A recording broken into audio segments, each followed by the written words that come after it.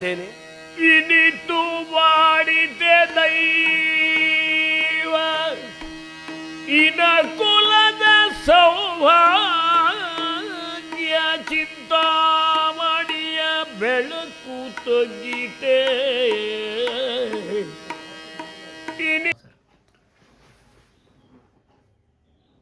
ಯಕ್ಷಗಾನದಲ್ಲಿ ಸಮಕಾಲೀನವಾಗಿ ಸಂಭವಿಸ್ತಾ ಇರೋ ಅಪಸವ್ಯಗಳ ಬಗ್ಗೆ ಸಾಕಷ್ಟು ಮಾತುಗಳು ಕೇಳಿಬರ್ತಾ ಇದ್ದಾವೆ.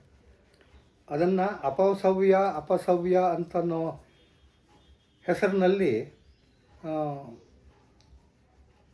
ಚರ್ಚೆ ಮಾಡ್ತಾರೆ. ನನ್ನ ದೃಷ್ಟಿಯಿಂದ ಅದಕ್ಕೆ ಯಕ್ಷಗಾನೀಯ ಮತ್ತು ಅಯಕ್ಷಗಾನೀಯ ಆ ಶಬ್ದವೇ ಹೆಚ್ಚು ಸೂಕ್ತವಾದದ್ದು. ಅಂದರೆ ಯಕ್ಷಗಾನದ್ದಲ್ಲದ, ಯಕ್ಷಗಾನಕ್ಕೆ ಹೊಂದದ, ಯಕ್ಷಗಾನದ ಪರಂಪರೆಯನ್ನು ಅತಿಕ್ರಮಿಸಿದ ಅನೇಕ ಸಂದರ್ಭಗಳು ಯಕ್ಷಗಾನದಲ್ಲಿ ಇವತ್ತು ಬರ್ತಾ ಇದ್ದಾವೆ. ಅದಕ್ಕೆ ಅಪಸವ್ಯ ಅಂತನ್ನೋ ಹೆಸರಿನಲ್ಲಿ ಕರೆದಿದ್ದಾರೆ. ಹಾಗಾಗಿ ಅದು ಯಕ್ಷಗಾನೀಯ ಮತ್ತು ಅಯಕ್ಷಗಾನೀಯ. ಸಾಹಿತ್ಯದಲ್ಲಿ ಹಾಗೆ ಸಾಹಿತ್ಯಿಕ ಅಸಾಹಿತ್ಯಿಕ, ಯಾವುದು ಸಾಹಿತ್ಯ ಯಾವುದು ಅಸಾಹಿತ್ಯ ಅಂತ ಅನ್ನೋದನ್ನು ವರ್ಗೀಕರಿಸ್ತಾರೋ ಹಾಗೆ ಯಕ್ಷಗಾನೀಯ ಮತ್ತು ಅಯಕ್ಷಗಾನೀಯ ಅಂತ ಮಾಡೋದೇ ಹೆಚ್ಚು ಸೂಕ್ತ ಅಂತ ನನಗನ್ನಿಸಿಕೆ. ಇನ್ನು ಒಂದು ಸಣ್ಣ ಸಿದ್ಧಾಂತ ಇದೆ. ಯಕ್ಷಗಾನದಲ್ಲಿ ಇರೋದು ಯಾವುದೂ ಯಕ್ಷಗಾನದ್ದಲ್ಲ, ಎಲ್ಲವುದನ್ನು ಹೊರಗಡೆಯಿಂದ ತಂದದ್ದು. ಆದರೆ ಹೊರಗಡೆಯಿಂದ ತಂದದ್ದನ್ನು ಅದಕ್ಕೆ ಯಕ್ಷಗಾನದ ಮುದ್ರೆ ಒತ್ತಿದ್ದಾರೆ, ಯಕ್ಷಗಾನೀಕರಣಗೊಳಿಸ್ಕೊಂಡಿದ್ದಾರೆ. ಅದರಿಂದ ರಂಗಭೂಮಿ ಬೆಳೆದಿದೆ ಅಂತ ಅನ್ನೋದು ಒಂದು ಸಿದ್ಧಾಂತ. ನಾನು ಮೊನ್ನೆ ಉಮಾಶ್ರೀ ಅವರ ಮಂಥರೆ ಪಾತ್ರದ ಬಗ್ಗೆ ಬರೆಯುವಾಗ ಒಂದು ವಿಷಯ ಕೊಟ್ಟೆ ನಾನು. ಸಾರ್ವತ್ರಿಕ ಸಂಗತಿಗಳ ಯಕ್ಷಗಾನೀಕರಣ ಪ್ರಕ್ರಿಯೆ ಒಂದು ಸಂಶೋಧನಾ ಪ್ರಬಂಧಕ್ಕಾಗೋ ವಿಷಯ. ಅದು ಸಾರ್ವತ್ರಿಕ ಸಂಗತಿಗಳ ಯಕ್ಷಗಾನೀಕರಣ ಪ್ರಕ್ರಿಯೆ. ಅದನ್ನು ಪ್ರತಿ ಹಂತದಲ್ಲಿ ಛಂದಸ್ಸು ಹ್ಯಾಂಗೆ ಯಕ್ಷಗಾನೀಕರಣ ಆಯಿತು, ಮುಖವರ್ಣಿಕೆ ಹ್ಯಾಂಗೆ, ಬಣ್ಣಗಳು ಮತ್ತು ಮುಖವರ್ಣಿಕೆಗಳ ಹ್ಯಾಂಗೆ ಯಕ್ಷಗಾನೀಕರಣ ಆದವು, ವೇಷಭೂಷಣಗಳ ಹ್ಯಾಂಗೆ ಯಕ್ಷಗಾನೀಕರಣ ಆದವು, ಮೃದಂಗ ಮದ್ದಳೆಯಾಗಿ ಹ್ಯಾಂಗೆ ಯಕ್ಷಗಾನೀಕರಣ ಆಯಿತು, ಚಂಡೆ ಹ್ಯಾಂಗೆ ಯಕ್ಷಗಾನೀಕರಣ ಆಯಿತು, ಮಾತುಗಾರಿಕೆ ಬೇರೆ ಕಡೆ ಸಿಕ್ಕು ಕನ್ನಡವೇ ಅದು ಯಕ್ಷಗಾನೀಕರಣ ಆಗೋದು ಹೇಗೆ. ಪ್ರತಿ ಒಂದು ಸಂಗತಿಗಳ ಯಕ್ಷಗಾನೀಕರಣವು ಒಂದು ಸಂಶೋಧನಾ ಪ್ರಬಂಧಕ್ಕೆ ವಸ್ತು ಆಗುವಂಥದ್ದು. ಹಾಗಾಗಿ ಈ ಯಕ್ಷಗಾನೀಕರಣಗೊಳಿಸ್ಕೊಂಡ್ರೆ ಯಾವ ಸಂಗತಿಯೂ ಇಲ್ಲಿ ಅಪ್ರಸ್ತುತ ಅಲ್ಲ. ನನ್ನ ಯಕ್ಷಗಾನ ಅಂದರೇನು ಅಂತನ್ನೋ ಪುಸ್ತಕದಲ್ಲಿ ಅದೊಂದೊಂದು ವಾಕ್ಯ ಇದೆ. ಅಂದರೆ ಇಲ್ಲಿ ಸಿನಿಮಾ ಪದ್ಯಗಳು ಒಂದು ಲೆಕ್ಕದಲ್ಲಿ ನಿಷಿದ್ಧ ಅಲ್ಲ, ಭಾವಗೀತೆಗಳು ನಿಷಿದ್ಧ ಅಲ್ಲ, ಚೆಂಡಾಡೋದು ಕೂಡ, ಫುಟ್ಬಾಲ್ ಕಾಲ್ಚೆಂಡ ಆಡೋದು ಕೂಡ ನಿಷಿದ್ಧ ಆಗಲ್ಲ. ಆದರೆ ಅದನ್ನು ಯಕ್ಷಗಾನೀಕರಣ ಮಾಡಲಿಕ್ಕೆ ಸಾಧ್ಯತೆ ಇದೆ. ಅದು ಈಗ ನಮ್ಮಲ್ಲಿ ಎಲ್ಲೆಲ್ಲೂ ಸೊಬಗಿದೆ, ಒಂದು ಪರಂಪರೆಯಾಗಿ ಸಂದಿದೆ. ಈಗ ಅದೊಂದು ಭಾವಗೀತೆ ಆಯಿತಾ, ಮುನಿಸು ತರವೇ ಮುಗುದೆ ಅಂತ ಅನ್ನೋದು ಈಗ ಬಳಕೆ ಆಗತ್ತೆ. ಅದು ಆದರೆ ಯಕ್ಷಗಾನದ ರಾಗ ತಾಳಗಳಲ್ಲಿ ಅದು ಬರುತ್ತದೆ. ಅದು ಸಿನಿಮಾ ಪದ್ಯಗಳಾದರೂ ಕೂಡ ಯಕ್ಷಗಾನದ ರಾಗ ತಾಳಗಳಲ್ಲಿ ಬಂದರೆ ಅದು ನಿಷಿದ್ಧ ಅಲ್ಲ ಅಂತ ನನ್ನ ತಿಳುವಳಿಕೆ. ಅದು ಈಗ ಹೊಂದಿಕೆ ಆಗಬೇಕು ಅವು, ಆಯಿತಾ. ಹಾಗಾಗಿ ಯಕ್ಷಗಾನದ ಪದ್ಯಗಳಲ್ಲೇ ಎಷ್ಟು ಒಳ್ಳೆಯ ಭಾವಗೀತೆಗಳಿದ್ದಾವೆ. ಈಗ ಕೀಚಕ ವಧೆಯಲ್ಲಿ ಲಲನೆ ನಿನ್ನ ಆ ಪದ್ಯಗಳೆಲ್ಲ, ಆ ಸಾಲಿನ ಪದ್ಯಗಳೆಲ್ಲ ಅತ್ಯುತ್ತಮವಾದ ಭಾವಗೀತೆಗಳು, ಅವು ತುಂಬ ಒಳ್ಳೆಯ ಭಾವಗೀತೆಗಳು, ಆಯಿತಾ. ಹಾಗಾಗಿ ಭಾವಗೀತೆಗಳು ಬಂದ ತಕ್ಷಣ ಆ ಯಕ್ಷಗಾನೀಯ ಆಯಿತು ಅಂತ ಅಲ್ಲ, ಅದನ್ನು ಹಾಡದ್ದ ವಿಧಾನ ಯಾವುದು ಅಂತ ಅನ್ನೋದ್ರ ಮೇಲಿಂದ ಅವುಗಳನ್ನು ಹಾಡಿದ್ರೆ ಅದರ ಅಗತ್ಯ ಏನು ಅಂತ ಅನ್ನೋದು ಬೇಕಾಗತ್ತೆ. ಈಗ ಚಲನಚಿತ್ರದ ಕಥೆಗಳು ಬಂದಿದ್ದಾವೆ. ಆ ಲೆಕ್ಕದಲ್ಲಿ ಬೇಡರ ಕಣ್ಣಪ್ಪ ತುಂಬ ಯಕ್ಷಗಾನೀಯ ಪ್ರಸಂಗ, ಅದು ತುಂಬ ಯಕ್ಷಗಾನೀಯ ಪ್ರಸಂಗ. ಆದರೆ ಯಕ್ಷಗಾನ ಒಪ್ಪಿಕೊಂಡಿದೆ ಇವತ್ತಿಗೆ. ಅದನ್ನು ಯಕ್ಷಗಾನದ್ದು ಅಲ್ಲದೆ ಹೋದದ್ದು ರತ್ನಾವತಿ ಕಲ್ಯಾಣ, ದೃಢವರಮನ ಕಾಳಗ, ಯಾರ್ದು ಮುದ್ದಣ್ಣಂದು, ಅದನ್ನು ಯಕ್ಷಗಾನೀಕರಣಗೊಳಿಸಿ ಆಡ್ತಾರೆ. ಇವತ್ತದು ಯಕ್ಷಗಾನ ಅಲ್ಲ ಅಂತ ಹೇಳಲಿಕ್ಕೆ ಸಾಧ್ಯನೇ ಇಲ್ಲ. ಹಾಗಾಗಿ ಯಾವ್ಯಾವ ಪಾತ್ರಗಳನ್ನು ಹೇಗಾಗಿ ಯಕ್ಷಗಾನೀಕರಣ ಮಾಡಬಹುದು ಅಂತ ಅನ್ನೋದ್ರ ಮೇಲಿಂದ ಬರ್ಬೋದು. ನಮ್ಮಲ್ಲಿ ಏನಾಯಿತು ಅಂತಂದರೆ ಯಕ್ಷಗಾನದ ವ್ಯವಸಾಯದ ಪದ್ಧತಿ ಅಂತ ಅನ್ನೋದು ಹಣ ಹಾಕಿ ಹಣ ತೆಗೆಯುವ ಒಂದು ದಂಧೆ ಆಗೋಯ್ತು. ಅದು ದಂಧೆ ಆಗೋಯ್ತು, ಉದ್ಯೋಗ ಆಗೋಯ್ತು. ಒಂದು ಕಾಲಘಟ್ಟದಲ್ಲಿ ಯಕ್ಷಗಾನದ ಪ್ರಧಾನ ಕಲಾವಿದ ಭಾಗವತನೇ ಮಂಡಳಿ ಯಜಮಾನನೂ ಆಗಿರ್ತಿದ್ದ. ಅವನಿಗೆ ಕಲೆಯ ಒಳ ಹೊರಗು ಮತ್ತು ಅದರದ್ದು ಹೇಗೆ ಅಂತ ಅನ್ನೋದು ಗೊತ್ತಿರ್ತಿತ್ತು.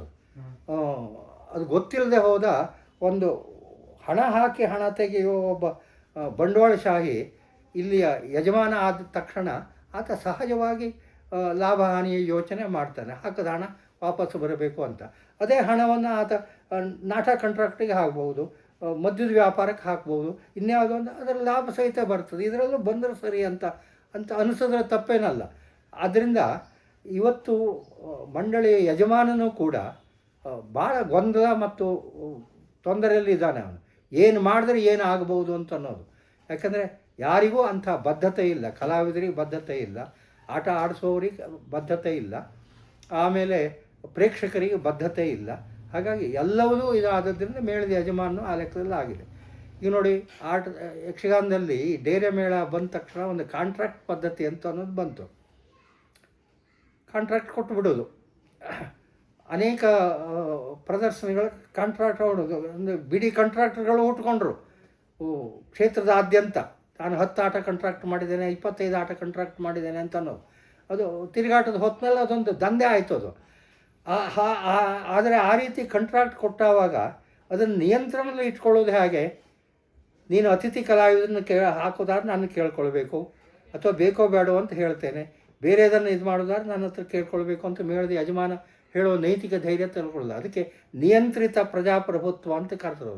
ಶಂಭು ಹೆಗಡೆಯವರು ಹಾಗೆ ಮಾಡ್ತಿದ್ರು. ಅವರು ಆಟ ಕಾಂಟ್ರಾಕ್ಟ್ ಕೊಟ್ಟರು, ಕಾಂಟ್ರಾಕ್ಟ್ ಕೊಟ್ಟ ಅವನಿಗೆ ನೀವು ಬಯಸಿದ್ದೆಲ್ಲ ನಾವು ಕೊಡೋದಿಲ್ಲ ಅಂತ ಅನ್ನೋದು ಖಂಡಿತ ಹೇಳ್ತಿದ್ರು. ಇದನ್ನು ಈಗ ಮಾಡೋದಿಲ್ಲ. ಈಗ ಅದನ್ನ ಆಟ ಕಾಂಟ್ರಾಕ್ಟ್ ಕೊಡೋದು, ಅವ್ನು ದುಡ್ಡು ಕೊಟ್ಟರೆ ಆಯಿತು ಅಷ್ಟೇ.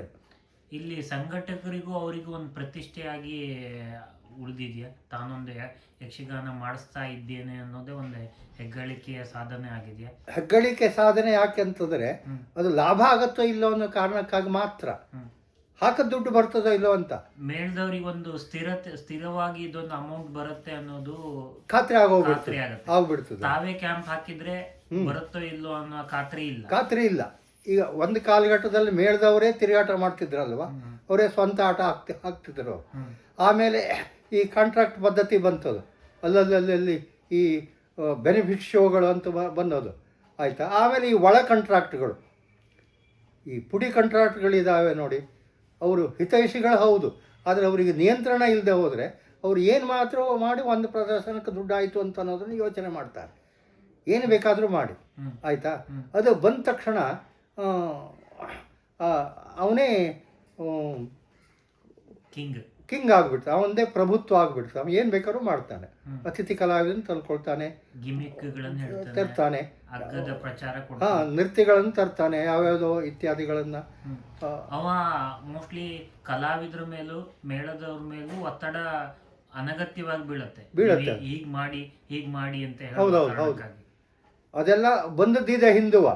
ನಾನು ಕಾಶಿಯಿಂದ ಒಂದು ಪೀತಾಂಬರ ತಂದಿದ್ದೇನೆ, ಇದನ್ನು ಸುತ್ತಕೊಂಡು ಚಂದ್ರಾಸ್ ಚರಿತ್ರೆ ದುಷ್ಟಬುದ್ಧಿ ಮಾಡಿ ಅಂತ ಹೇಳಿದ್ದೆ ಇದೆ, ಇಲ್ಲ ಅಂತಲ್ಲ. ಆದರೆ ಮಾಡಬೇಕೋ ಬೇಡೋ ಅಂತ ಅನ್ನೋದು ಇದ್ದಿರ್ತದೆ. ಈಗ ಅತಿಥಿ ಕಲಾವಿದರ ಸಮಸ್ಯೆ ನಾಟಕ ರಂಗಭೂಮಿಯಲ್ಲಿ ಅದು ಬೃಹದಾಕಾರವಾಗಿ ಬೆಳೆದಿದೆ. ಯಾರು ಎಷ್ಟೊತ್ತಿಗೆ ಹೋಗೋ ಅತಿಥಿ ಕಲಾವಿದರು ಆಗಿಬಿಡ್ಬೋದು.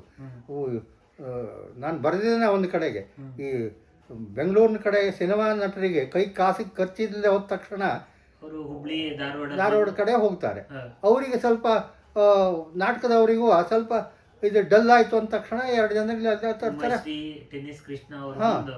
ಮೈ ಕುಣಿಸಿ ಹೋಗ್ತಾರೆ. ಅವರು ಏನು ಮಾಡಿದ್ರು ಅದಕ್ಕೆ ರಾತ್ರಿ ಕಲಾವಿದರು ಅಂತ ಕರೀತಾರೆ. ಅಲ್ಲಿ ಅವರು ಒಂದು ರಾತ್ರಿ ಮಾತ್ರ, ಮಾರನೇ ದಿವಸ ಸಂಬಂಧ ಇಲ್ಲ ಅವರಿಗೆ. ಆ ರೀತಿ ಇದಾಗುತ್ತೆ. ಇಲ್ಲಿಯೂ ಅತಿಥಿ ಕಲಾವಿದರ ಸಮಸ್ಯೆ. ಮತ್ತು ಈಗ ಏನಾಗಿದೆ ಅಂದರೆ ಮಂಡಳಿ ಅಂತಂದು ಹೋದರೆ ಕಲ್ಪನೆಯೇ ಹೋಗಿಬಿಟ್ಟಿದೆ. ಪ್ರತಿಯೊಬ್ಬ ಪ್ರಧಾನ ಕಲಾವಿದನೂ ಒಂದು ಸಂಘ ಮಾಡ್ಕೊಂಡಿದ್ದಾನೆ, ಅದನ್ನು ರಿಜಿಸ್ಟ್ರೇಷನ್ ಮಾಡಿದ್ದಾನೆ, ಸರ್ಕಾರದಿಂದ ನಿರೀಕ್ಷೆ ಮಾಡ್ತಾನೆ.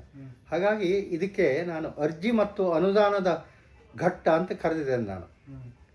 ಹೇಗೆ ಯಕ್ಷಗಾನದ ವ್ಯವಸಾಯೀಕರಣ ಬೆಳೆದು ಬಂತ, ಅದರಲ್ಲಿ ಇದೊಂದು ಘಟ್ಟ. ಹಿಂದೆ ಬಯಲಾಟದ್ದು, ಆಮೇಲೆ ಮುಕ್ಕಾಂ ಪದ್ಧತಿಯದು, ಆಮೇಲೆ ನಿತ್ಯ ತಿರುಗಾಟದ ಡೇರೆ ಮೇಳದ್ದು, ಈಗ ಅರ್ಜಿ ಮತ್ತು ಅನುದಾನ. ಪ್ರತಿಯೊಬ್ಬ ಪ್ರಧಾನ ಕಲಾವಿದನ ಹೆಸರಿನಲ್ಲೂ ಒಂದು ಮಂಡಳಿ ಇದೆ. ಎಲ್ಲವ್ರದ್ದು ನೀವು ಬೇಕಾದ್ರೆ ಯೋಚನೆ ಮಾಡಿ, ಆಯ್ತು. ಈಗ ಯಕ್ಷಗಾನಕ್ಕೆ ಡೇರೆ ಮೇಳಗಳು ಎಷ್ಟು ಅನಿವಾರ್ಯ ಸರ್? ಅಂದರೆ ಇವತ್ತಿನ ಅಂದರೆ ನಾನು ಯೋಚನೆ ಮಾಡೋದು ಅದರ ಕಲಾತ್ಮಕ ಕೊಡುಗೆಯಿಂದ, ವಾಣಿಜ್ಯೀಕರಣದಿಂದ ಅಲ್ಲ, ಕಲಾತ್ಮಕ ಕೊಡುಗೆಯಿಂದ ಡೇರೆ ಮೇಳಗಳು ಎಷ್ಟು ಅನಿವಾರ್ಯ. ಯಾಕಂದರೆ ನೀವು ಗಮನವಿಟ್ಟು ನೋಡಿದಾಗ 60ರಿಂದ ಹೆಚ್ಚು ಕಡಿಮೆ 90ರವರೆಗೆ ಯಕ್ಷಗಾನದ ಸುವರ್ಣ ಯುಗ. ಡೇರೆ ಮೇಳಗಳು ಕೊಟ್ಟಷ್ಟು ಕಲಾತ್ಮಕತೆ ಬೇರೆ ಮೇಳಗಳು ಕೊಡಲಿಲ್ಲ. ಒಂದು ಹಂತದಲ್ಲಿ ಡೇರೆ ಮೇಳಗಳು ತುಂಬ ಕ್ಲಾಸಾಗಿ ಕೊಡ್ತದೆ, ಬಯಲಾಟಗಳು ಕಡಿಮೆ ಅನ್ನೋ ಮಾತಿತ್ತು.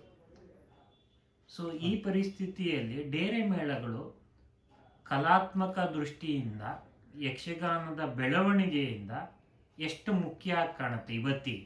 ಒಂದು ಕಾಲಘಟ್ಟದಲ್ಲಿ ವೃತ್ತಿ ಮೇಳ ಮತ್ತು ಡೇರೆ ಮೇಳ ಎರಡೂ ಒಂದೇ ಆಗಿದ್ದು. ವೃತ್ತಿ ಮೇಳವೇ ಡೇರೆ ಮೇಳ, ಡೇರೆ ಮೇಳವೇ ವೃತ್ತಿ ಮೇಳ ಅನ್ನುವಷ್ಟರ ಮಟ್ಟಿಗೆ ಅಭಿನ್ನಗೊಂಡಿದ್ದು.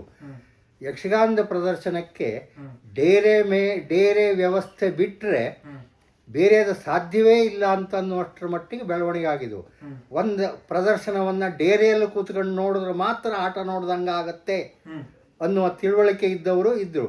ಒಂದು ತಯಾರಿ ನಡೆದಿತ್ತು, ಲಂಡನ್ನಲ್ಲಿ ಒಂದು ಪ್ರದರ್ಶನ ನಡೀಬೇಕು, ಅದಕ್ಕೆ ಈ ಡೇರೆಗಳನ್ನೆಲ್ಲ ತಗೊಂಡು ಹೋಗಬೇಕು, ಯಾಕೆಂದರೆ ಡೇರೆ ಪ್ರದರ್ಶನವೇ ಭಾಳ ಮುಖ್ಯವಾದದ್ದು ಅಂತ. ಆದರೆ ಇವತ್ತು ಆ ಕಲ್ಪನೆ ಇಲ್ಲ. ಅನೇಕ ಕಡೆಗಳಲ್ಲಿ ಒಳಾಂಗಣದ ವ್ಯವಸ್ಥೆಗಳಿದ್ದಾವೆ, ಆದರೆ ಒಳಾಂಗಣದ ವ್ಯವಸ್ಥೆ ಇದರ ಚಂಡೆ ಮದ್ದಳೆಗಳಿಗೆ ಅಬ್ಬರಕ್ಕೆ ಅಷ್ಟಾಗಿ ಹೊಂದಾಣಿಕೆ ಆಗೋದಿಲ್ಲ ಅಂತ ಅನ್ನುವ ತಿಳುವಳಿಕೆಯೂ ಇದೆ.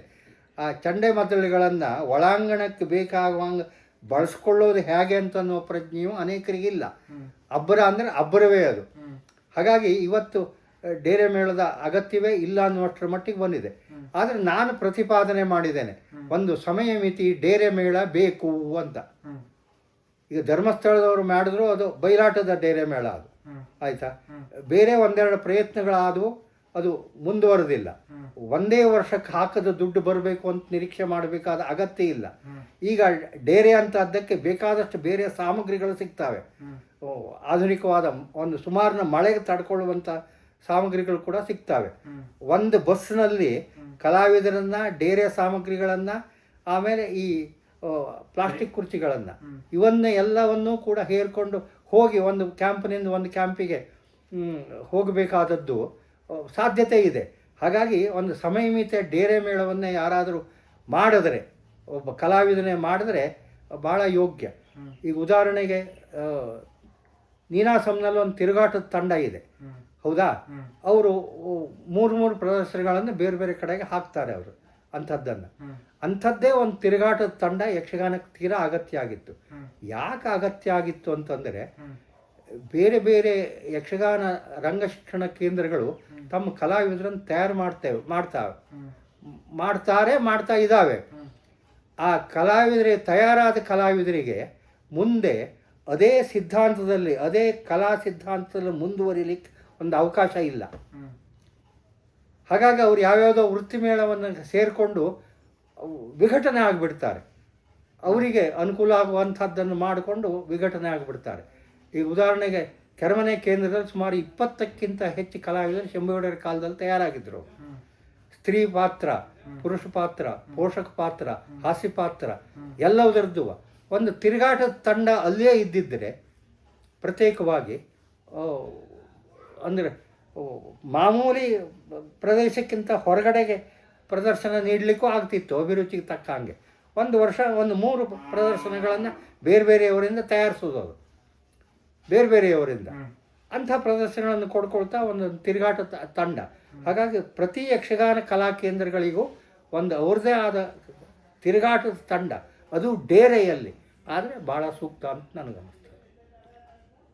ಸಮಯ ಮಿತಿ ಡೇರೆ ಮೇಳದ ಬಗ್ಗೆ ಒಂದು ಲೇಖನ ಬರೆದಿದೆ ನಾನು, ಅಗತ್ಯ ಇತ್ತು ಅಂತ. ಪ್ರಯತ್ನಗಳು ಆದವು, ನಡೆದಿಲ್ಲ. ಮತ್ತೆ ಏನು ಮಾಡ್ತಾರೆ ಅಂದರೆ, ಒಂದೇ ವರ್ಷಕ್ಕೆ ದುಡ್ಡು ಬರಬೇಕು ಅಂತ ಯೋಚನೆ ಮಾಡ್ತಾರೆ. ಈಗ ಸಂಪನ್ಮೂಲವನ್ನು ಕ್ರೋಢೀಕರಿಸ್ಕೊಳ್ಳೋದು ಅಷ್ಟು ಕಷ್ಟ ಅಲ್ಲ, ಈಗ ಸುರಕ್ಷಿತವೇ ಅದು. ಆದರೆ ಹಾಗೆ ಮಾಡಬಹುದಾದವರೆಲ್ಲ ಒಂದು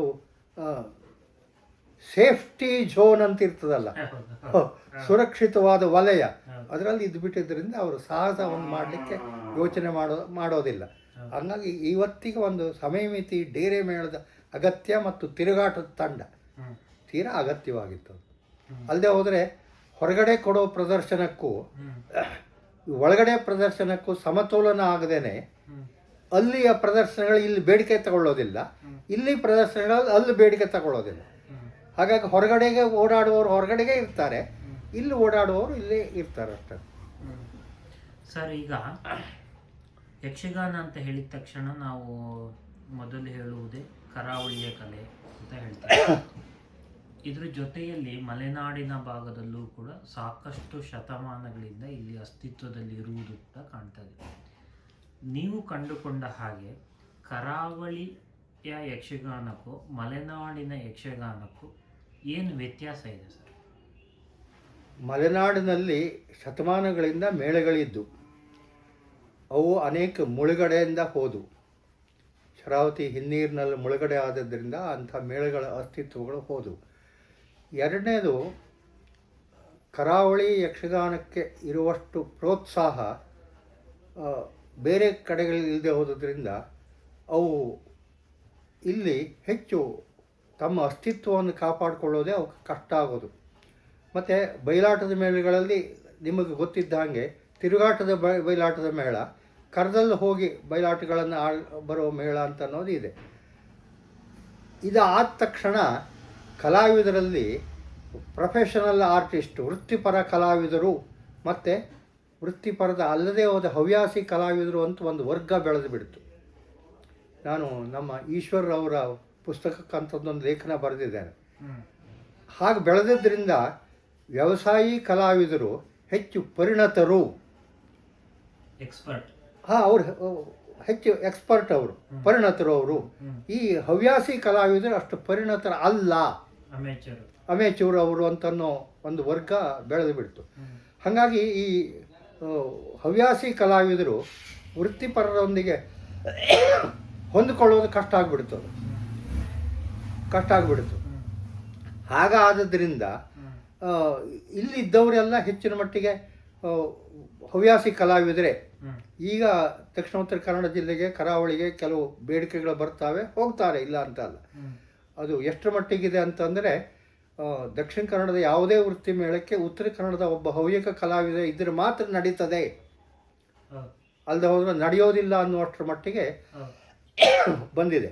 ಜಾತಿವಾರು ಮತ್ತು ಪ್ರದೇಶವಾರು ಪ್ರಾತಿನಿಧ್ಯ ಇರಬೇಕಾದದ್ದು ಸರಿ, ಆದರೆ ಅದ್ರ ಒಂದರ ಮೇಲಿಂದೇ ನಡೀಲಿಕ್ಕೆ ಸಾಧ್ಯ ಇಲ್ಲ.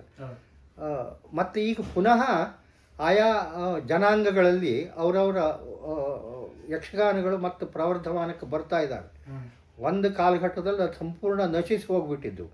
ಈಗ ಇಲ್ಲೇನೆ ಮಡಿವಾಳರ ಮೇಳ ಇತ್ತಂತೆ, ದೇವರ ಮೇಳ ಇತ್ತಂತೆ, ಬೇರೆ ಬೇರೆ ಜನಾಂಗಗಳ ಮೇಳ ಇತ್ತಂತೆ. ನಾನು ಪಟ್ಟಿ ಮಾಡಿದ್ದೇನೆ, ಒಂದು ಲೇಖನದಲ್ಲಿ ಅದನ್ನು ಪಟ್ಟಿ ಮಾಡಿದ್ದೇನೆ. ಯಾರ್ಯಾರ ಪ್ರತಿ ಒಂದು ಜನಾಂಗಕ್ಕೂ ಒಂದೊಂದು ಮೇಳಗಳಿದ್ದು.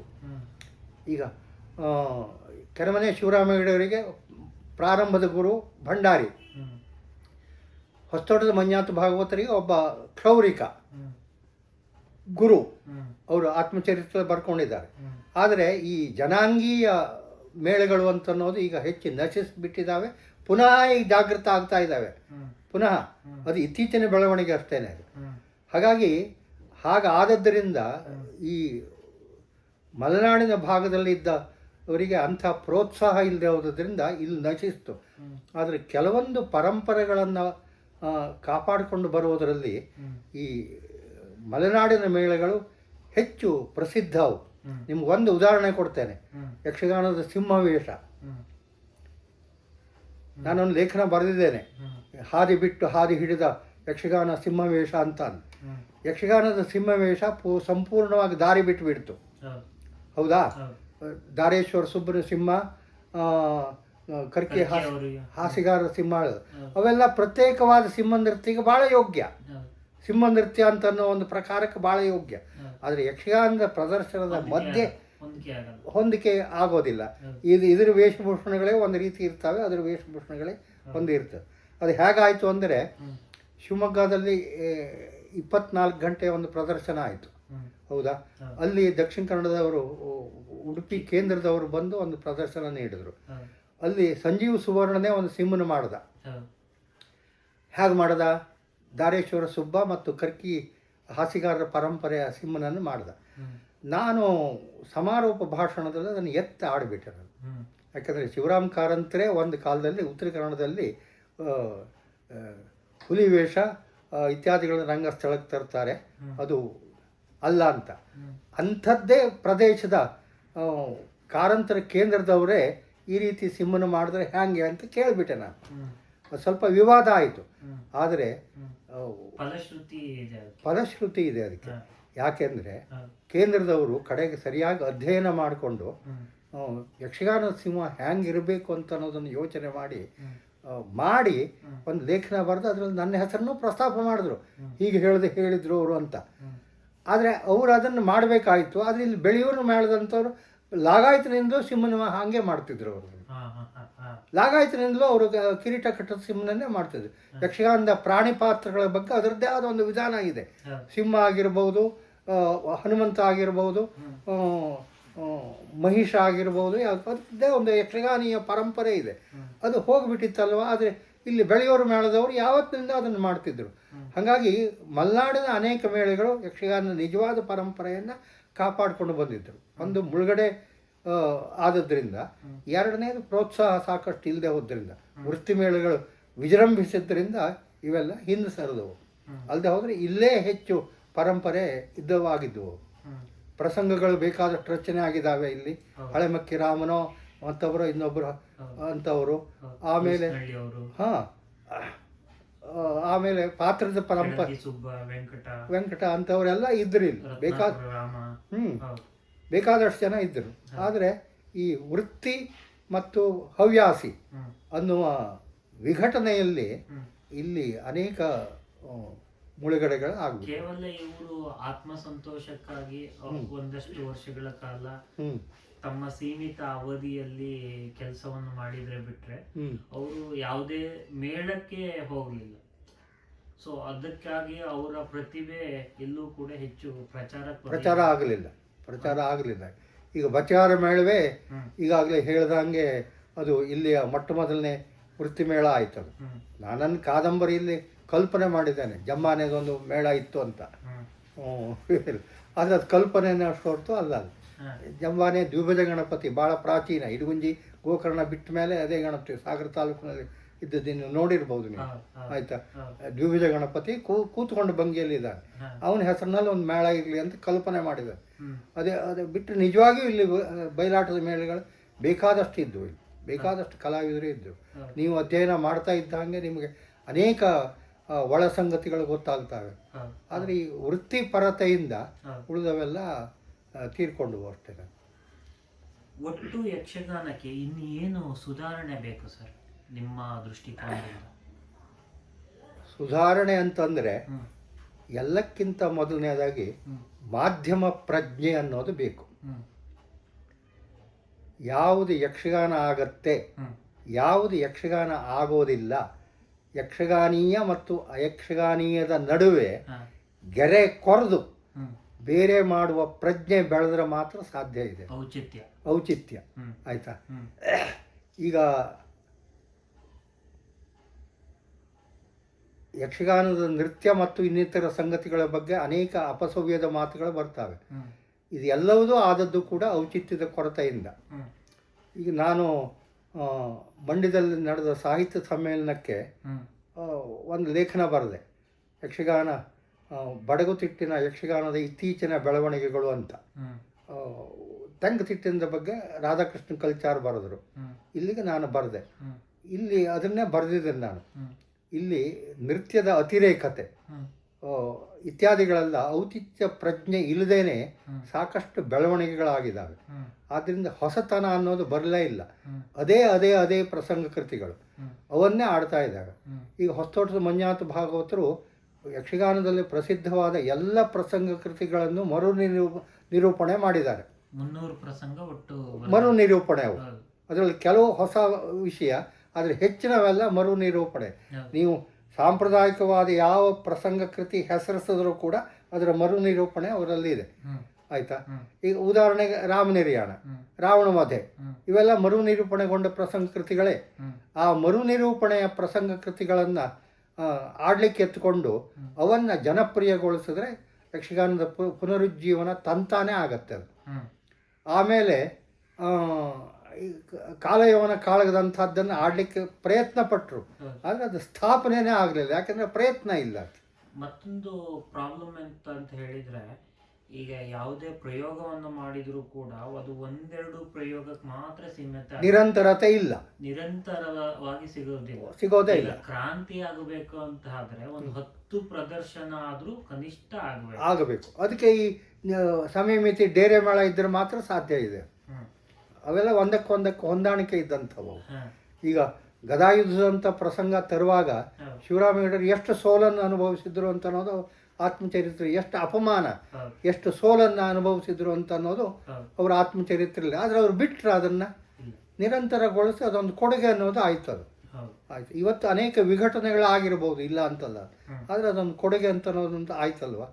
ಹಾಗೆ ಆ ಬದ್ಧತೆ ಮತ್ತು ನಿರಂತರ ಪ್ರಯತ್ನಗಳಿಲ್ಲ. ಆಯ್ತಾ?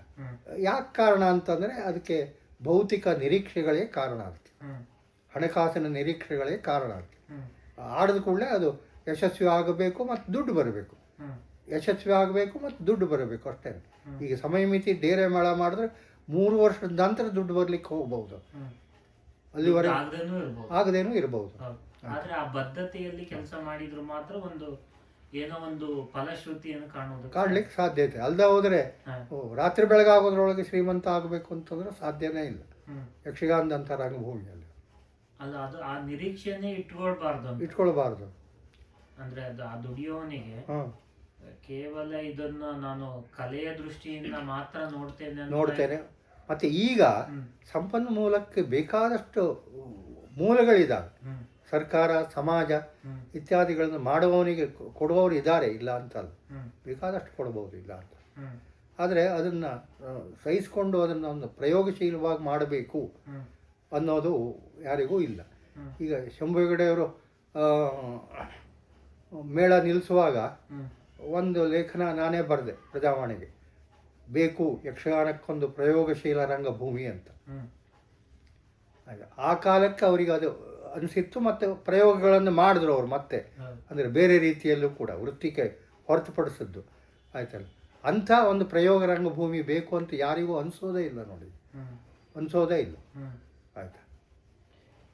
ಈಗ ಒಂದು ಹಂತಕ್ಕೆ ನಾವು ಸ್ಟಾಗ್ನೆಂಟ್ ಆಗಿದ್ದೀವಿ ಅಂತ ಅನ್ಸುತ್ತೆ. ಖಂಡಿತ. ಈಗ ಯಕ್ಷಗಾನದಲ್ಲಿ ಈಗ ನಮ್ಗೆ ಗೊತ್ತಿರುವ ಇತಿಹಾಸವನ್ನು ನೋಡಿದರೆ ಒಂದು ಶತಮಾನದಲ್ಲಿ ಈಗ ಶಿವರಾಮ ಹೆಗ್ಡೆ ಅವರು ಇರ್ಬೋದು, ಶಂಭು ಹೆಗ್ಡೆ ಇರ್ಬೋದು, ಮಾಬುಲಿ ಹೆಗ್ಡೆ, ಚಿಟ್ಟಾಣಿ, ಇತ್ತೀಚಿನ ಕೊಂಡದಕುಳಿ ಯಾಜಿ, ಆ ತಲೆಮಾರನ್ನು ಹೊರತುಪಡಿಸಿ ಮತ್ತೊಂದು ಒಬ್ಬ ನಟ, ಕ್ರಾಂತಿಯನ್ನ ಮಾಡಬಲ್ಲ ನಟ ಇದುವರೆಗೆ ಬಂದೇ ಇಲ್ಲ. ಅದು ಯಾಕೆ ಸರ್? ಅದು ಆ ಕೊರತೆ ಈಗಲೂ ಕೂಡ ಹಾಗೆ ಇರುವುದಕ್ಕೇನು ಕಾರಣ? ಈಗ ನೀವು ಹೇಳಿದಷ್ಟೇ ಹೆಸರಿನವರು ಮಾತ್ರ ಅಂತ ಅಲ್ಲ, ಈ ದಕ್ಷಿಣೋತ್ತರ ಕನ್ನಡದಲ್ಲೂ ಈಗ ಶೇಣಿ, ಸಾಮಗರ ಅಂಥವರು ಕೂಡ ಅಂಗೋಪಾಂಗದ ಒಂದನ್ನು ಅವಲಂಬಿಸ್ಕೊಂಡೇ ಅವರು ವಿಜೃಂಭಿಸಿಬಿಟ್ರು. ತಪ್ಪು ಸರಿ ಪ್ರಶ್ನೆ ಬೇರೆ, ಆಯ್ತಾ. ಮಾತಿನ ಬಲದ ಒಂದ್ರ ಮೇಲೆ ಈ ರಂಗಭೂಮಿಯನ್ನು ಕಟ್ಟುತ್ತೇನೆ, ಅದೊಂದು ಸಾಧ್ಯತೆ ಅದು ಅಂತ ಕಟ್ಟಿದ್ರು ಅವರು. ಆ ರೀತಿ ಈ ರಂಗಭೂಮಿಯನ್ನು ಸವಾಲಾಗಿ ಸ್ವೀಕರಿಸುವ ಮನೋಧರ್ಮ ಈಗ ಹೋಗ್ಬಿಟ್ಟಿದೆ. ಯಾಕೆಂದರೆ ಈಗ ಒಂದು ಕಲಾವಿದನ ಹೇಳಿಕೆಯನ್ನು ನೋಡಿದ್ದೇನೆ, ಇಲ್ಲಿ ಮೇಳದವ್ರು ಯಾರೂ ಸೇರಿಸ್ಕೊಂಡಿಲ್ಲ, ಲಾರಿ ಹತ್ತು ಹೋದೆ, ಆ ಮೇಳದವ್ರು ಸೇರಿಸ್ಕೊಂಡ್ರು, ಆಗೋಯ್ತು, ಸುರಕ್ಷಿತ. ಒಂದು ಮೇಳ ಅಲ್ಲದೆ ಹೋದ್ರೆ ಇನ್ನೊಂದು ಮೇಳ. ಸವಾಲಾಗಿ ಸ್ವೀಕರಿಸೋದಿಲ್ಲ ಯಾವುದನ್ನು ಕೂಡ, ಎಲ್ಲ ಪಾತ್ರ ಆಗಲಿ ವೃತ್ತಿ ಆಗಲಿ ಯಾವುದನ್ನು ಸವಾಲಾಗಿ ಸ್ವೀಕರಿಸೋದಿಲ್ಲ. ಯಾಕೆಂದರೆ ಆ ರೀತಿ ವಾತಾವರಣ ಯಕ್ಷಗಾನದಲ್ಲಿ ಬೆಳೆದು ಬಿಟ್ಟಿದೆ. ಅದನ್ನು ಈಗ ಇದ್ದ ಸ್ಥಿತಿಯನ್ನೇ ಅದನ್ನು ಸವಾಲಾಗಿ ಸ್ವೀಕರಿಸ್ಕೊಂಡು ಒಂದು ಹೊಸ ರಂಗಭೂಮಿಯನ್ನು ಕಟ್ಟುತ್ತೇನೆ ಅಂತ ಅನ್ನುವ ಸಾಹಸ ಪ್ರವೃತ್ತಿಯವರು ಇಲ್ಲವೇ ಇಲ್ಲ. ಈಗ ಎಲ್ಲ ಸುರಕ್ಷಿತ, ಅನಿವಾರ್ಯತೆ ನಿರ್ಮಾಣ ಆಗಲಿಲ್ವಾ ಅಂತ ನೋಡಿ. ಅನಿವಾರ್ಯತೆ ತಂತಾನೇ ನಿರ್ಮಾಣ ಮಾಡ್ಕೊಳ್ಳೋದು ಆಗೋದು ಒಂದು, ತಾನು ಅನಿವಾರ್ಯತೆಯನ್ನು ನಿರ್ಮಾಣ ಮಾಡಿಕೊಳ್ಳೋದು ಒಂದು, ಅನಿವಾರ್ಯತೆಯನ್ನು ನಿರ್ಮಾಣ ಮಾಡಿಕೊಳ್ಳೋದು ಒಂದು. ಈಗ ಅಲ್ಲಿ ಸೃಜನಶೀಲ ಕಲಾವಿದ ಹೊಸದನ್ನು ಮಾಡಬೇಕಿದ್ರೆ ಇದ್ದ ಸ್ಥಿತಿಯ ಬಗ್ಗೆ ಅತೃಪ್ತಿಯನ್ನು ಅನುಭವಿಸ್ತಾನೆ, ಹೊಂದಿರಬೇಕು. ಅತೃಪ್ತಿ ಇದು ಸರಿಯಲ್ಲ ಈಗ ಗೋಪಾಲಕೃಷ್ಣ ಅಡಿಗರಿಗೆ ಹೊಸ ರೀತಿಯ ಕವನಗಳನ್ನು ಬರೆಯುವಾಗ ಹಳೆ ರೀತಿಯ ಕವನಗಳು ತನ್ನ ಅಭಿವ್ಯಕ್ತಿಗೆ ಯೋಗ್ಯ ಅಲ್ಲ ಅಂತ ಅನಿಸಿರ್ಬೇಕು, ಯೋಚನೆಗೆ ಇದು ಯಾವುದು ಕೂಡ ಸರಿ ಅಲ್ಲ ಅಂತ ಅನಿಸಿರ್ಬೇಕು. ಅದನ್ನು ಯಾರೋ ಮಾಡಿಕೊಟ್ಟದ್ದಲ್ಲ, ಅದು ಅವರು ಅದನ್ನು ತನ್ನ ಪ್ರಜ್ಞೆಯಿಂದ ಬೆಳೆಸ್ಕೊಂಡದ್ದು ಅದು. ಆಯ್ತಾ? ಮತ್ತು ಅವರಿಗೆ ಅದೊಂದು ಚಾರಿತ್ರಿಕ ಅಗತ್ಯ ಕೂಡ ಆಯಿತು. ಈಗ ಗೋಪಾಲಕೃಷ್ಣ ಅಡಿಗರಿಗೆ ಹೊಸ ಇದರಲ್ಲಿ ಆಯಿತು. ಹಾಗೆ ಆ ಅತೃಪ್ತಿಯನ್ನು ಅವನು ಬೆಳೆಸ್ಕೊಳ್ಬೇಕು. ಸದ್ಯದ ಸ್ಥಿತಿ ತನ್ನ ಧೋರಣೆಗೆ ಯೋಗ್ಯವಾದದ್ದಲ್ಲ ಅಂತ ಆತ ಬೆಳೆಸ್ಕೊಳ್ಬೇಕಾಗುತ್ತೆ. ಹಾಗೆ ಸವಾಲಾಗಿ ಸ್ವೀಕರಿಸುವ ಮನೋಧರ್ಮವೇ ಈಗ ಇಲ್ಲ. ಎಲ್ಲ ಸುರಕ್ಷಿತ ಪ್ರಾಯೋಜಕತ್ವ ಸಂಘಟನೆ ಅಂದರೆ ಅಲ್ಲಿ ದುಡ್ಡು ತಂದು ಇಲ್ಲಿ ಮಾಡೋದು ಅಷ್ಟೇ ಹೊರತು ಅದು ಕಲೆಯ ಬೆಳವಣಿಗೆ ತುಂಬಾ ಏನು ಪೂರಕ ಅಲ್ಲ. ಯಾಕಂದ್ರೆ ಸ್ಟಾಗ್ನೆಂಟ್ ಆಗೋಗುತ್ತೆ. ಹೌದು, ಯಾರಿಗೂ ಅನಿವಾರ್ಯ ಇದು ನಿಜವಾಗ್ಲೂ ಬೇಕು ಅಥವಾ ನೆಕ್ಸ್ಟ್ ಬೇರೆ ರೀತಿಯಲ್ಲಿ ಯೋಚನೆ ಮಾಡಬೇಕು ಅನ್ನೋದೇ ಬೇಕಾಗಿಲ್ಲ. ಈಗ ಮಾವಲೆಗ್ಡು ಅವ್ರು ಹೇಳ್ತಿದ್ರಲ್ಲ, ಬಿದ್ದ ಮರದ ಅಡಿಕೆ ಹಾಕೋದು. ಈಗ ಈಗಲೂ ಕೂಡ ಈಗ ಚಂದ್ರಹಾಸದ ಮದನ ಪಾತ್ರ ಅದೇ ಶಂಭು ಹೆಗಡೆ ಮಾಡಿದ ಪಾತ್ರವೇ ಈಗಲೂ ಕೂಡ ಪಾತ್ರದ ಹೆಚ್ಚು ವಿಘಟನೆ ಆಗಿದೆ ಅಷ್ಟೇ. ಅದನ್ನೇ ವಿಸ್ತರಿಸ್ಕೊಂಡು ಇದು ಮಾಡಿದ್ದಾರೆ. ಈಗ ನಾ ಹೇಳಿದ್ರೆ ವಿವಾದ ಆಗ್ಬಹುದು. ಸ್ಪಷ್ಟವಾದ ಮಾತನ್ನ ಹೇಳೋದಾದ್ರೆ ಸದ್ಯದ ರಂಗಭೂಮಿಗೆ ಒಂದು ಶಂಭು ಹೆಗಡೆ ಬೇಕಾಗಿದೆ. ಒಬ್ಬ ಶಂಭು ಹೆಗಡೆ ಯಕ್ಷಗಾನ ರಂಗಭೂಮಿ. ಅದು ಶಂಭು ಹೆಗಡೆ ಆದರೂ ಅಡ್ಡಿಲ್ಲ, ಶೇಣಿ ಆದರೂ ಅಡ್ಡಿಲ್ಲ, ಸಾಮಗ ಆದರೂ ಅಡ್ಡಿಲ್ಲ, ಚಿಟ್ಟಾಣಿ ಆದರೂ ಅಡ್ಡಿಲ್ಲ, ಬೇಕಾಗಿದೆ. ಆದರೆ ಆ ರೀತಿಯ ಭರವಸೆಯನ್ನು ಹುಟ್ಟಿಸುವವರು ಯಾರೂ ಕಾಣೋದು. ತಪ್ಪ ಸರಿಯ ತಾನು ಇದನ್ನು ಬದಲಾಯಿಸ್ತೇನೆ ಅಂತ ಅನ್ನೋ ತಾಕತ್ತನ್ನು ತೋರಿಸುವವರು ಯಾರೂ ಇಲ್ಲ. ಎಲ್ಲ ಅಲ್ಪತೃಪ್ತರು ಅಷ್ಟೇ. ಅಲ್ಪತೃಪ್ತಿ ಇದ್ರೆ ಬೆಳವಣಿಗೆ ಆಗೋದಿಲ್ಲ. ನಿಮ್ಮ ಒಂದು ವ್ಯಾಖ್ಯಾನ ನನಗೆ ಬಹಳ ಸಂತೋಷ ಕೊಟ್ಟಿದ್ದು ಅಂತ ಹೇಳಿದರೆ, ಯಕ್ಷಗಾನದಲ್ಲಿ ಅನುಸರಣೆ ಮತ್ತು ಅನುಕರಣೆ. ಸೊ ಇದ್ರ ಬಗ್ಗೆ ನೀವು ಮತ್ತೆ ಹೇಳ್ಬೋದು. ಅದ್ರ ಬಗ್ಗೆ ನಾನು 3 ಲೇಖನನೇ ಬರೆದಿದ್ದೇನೆ ಅದ್ರ ಬಗ್ಗೆ. ಯಕ್ಷಗಾನ ರಂಗಭೂಮಿಯಲ್ಲಿ ಅನುಕರಣೆ ಮತ್ತು ನಟ ಸ್ಥಾಪಿತ ಪರಂಪರೆಯ ಸಾತತ್ಯ ಅಂದರೆ ಸತತತೆ, ನಿರಂತರತೆ, ಮುಂದುವರಿಯೋದು ಅಂತ. ನೋಡಿ, ಯಕ್ಷಗಾನದಲ್ಲಿ ಒಬ್ಬ ಪಾತ್ರ ಮಾಡುವಾಗ ಅವನಿಗೆ ಅದೇ ಪದ್ಯ, ಅದೇ ನೃತ್ಯ, ಅದೇ ಪಾತ್ರ, ಅದೇ ಬಣ್ಣ, ಅದೇ ವೇಷಭೂಷಣ, ಅದೇ ಅದೇ ಅದೇ ಅದೇ ಇರ್ತಾವೆ ಎಲ್ಲ. ಆದರೆ ಅದರಲ್ಲಿಯೂ ಅವನು ಹೊಸತನ ಕಾಣಬೇಕು ಅಂತಂದರೆ ಪ್ರಾರಂಭದ ಹಂತದಲ್ಲಿ ನಾವು ಅನುಕರಣೆ ಮಾಡ್ಕೊಳ್ತಾನೆ ಹೋಗ್ತಾನೆ. ಅನುಕರಣೆಯೇ ಇಲ್ಲದೆ ಹೋದ ಉತ್ತರ ಕರ್ನಾಟಕದಲ್ಲಿ, ನಿರಂತರತೆ ಇಲ್ಲದೆ ಹೋದ ಉತ್ತರ ಕರ್ನಾಟಕದಲ್ಲಿ ರಂಗಭೂಮಿ ಎಷ್ಟು ನಿಷ್ಕ್ರಿಯ ಆಗಿದೆ. ಆಯಿತಾ? ಈಗ ಹೇಳ್ತಾರೆ, ಚಿಟ್ಟಾಣಿಯವರು ಗದಾಯುದ್ಧದ ಕೌರವನ ಪಾತ್ರದಲ್ಲಿ ಶಿವರಾಮ ಹೆಗಡೆಯವ್ರನ್ನ ಅನುಕರಿಸಿದ್ರು ಅಂತ. ಆಯಿತಾ? ನಾನು ಬರೆದಿದ್ದೇನೆ, ಅದನ್ನಿಲ್ಲ. ಅದ್ರ ಆಮೇಲೆ ಅವರು ತನ್ನ ಸ್ವಂತಿಕೆಯನ್ನು ರೂಢಿಸ್ಕೊಂಡ್ರು ಅವರು. ಹಾಗಾಗಿ ಅನುಕರಣೆ ಬೇಕು.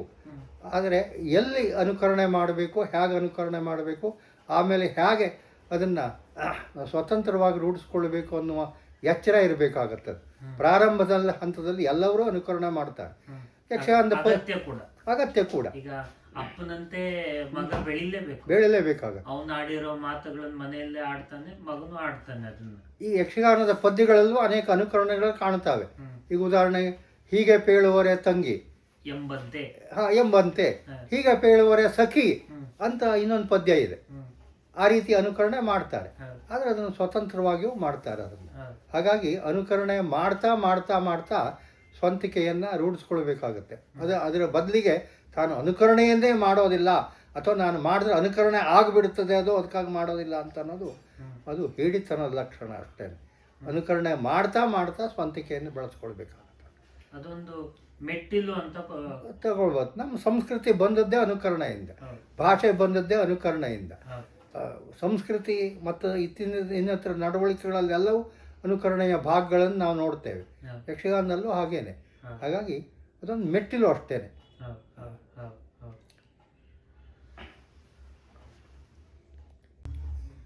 ಸರ್, ಹೆಚ್ಚು ಕಡಿಮೆ ಒಂದು 2 ತಾಸುಗಳ ನಿರಂತರವಾಗಿ ಯಕ್ಷಗಾನದ ವಿಚಾರಗಳ ಬಗ್ಗೆ ನಮ್ಮೊಂದಿಗೆ ಹಂಚಿಕೊಂಡ್ರಿ.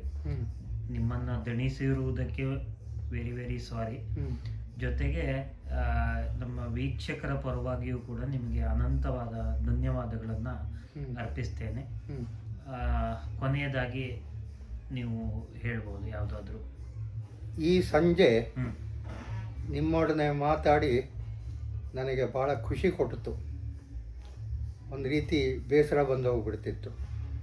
ವಯೋಮಾನದ ಕಾರಣಕ್ಕಾಗಿ ನೆನಪಿನ ಶಕ್ತಿ ಸ್ವಲ್ಪ ಕುಂಠಿತ ಆಗಿದೆ ಮತ್ತು ಭಾಳ ಬೇಗ ಶಾರೀರಿಕವಾಗಿ ದಣಿತೇನೆ ನಾನು, ಇಲ್ಲ ಅಂತ. ಆದರೆ ಅದು ಗೌಣ ಅದು. ಹಾಗಾಗಿ ನಾನು ನಿಮಗೆ ಕೃತಜ್ಞತೆಯನ್ನು ಹೇಳ್ತೇನೆ. ನನ್ನ ಬಾಲಿಶವಾದ ಪ್ರಶ್ನೆಗಳಿದ್ದರೆ ಕ್ಷಮೆ ಇರಲಿ. ಪ್ರಶ್ನೆ ಬಾಲಿಶ ಆಗಿಬಿಟ್ರೆ ಉತ್ತರವೂ ಬಾಲಿಶ ಆಗಿಬಿಡ್ಬೋದು. ನನಗೂ ಹಂಗೆ ಅನ್ನಿಸ್ತಾ ಇಲ್ಲ, ಬಾಲಿಶ ಏನಲ್ಲ. ಕೆಲವು ಉತ್ತರಿಸಲಿಕ್ಕೆ ಕಷ್ಟ ಆಗುವಂಥ ಪ್ರಶ್ನೆಗಳೇ. ಮತ್ತು ನನ್ನ ದೃಷ್ಟಿಕೋನದಿಂದ ಹೇಳಿದ್ದೇನೆ, ಬೇರೆಯವರು ಒಪ್ಕೊಂಡ್ಬಿಡ್ತಾನೆ ಅಂತಲ್ಲ. ಅದೇ ಮತ್ತೆ ಹೇಳೋದಾದ್ರೆ ಸ್ವೀಕರಿಸಲಿಕ್ಕೂ ಆಗ್ಬೋದು, ನಿರಾಕರಿಸಲಿಕ್ಕೂ ಆಗ್ಬೋದು.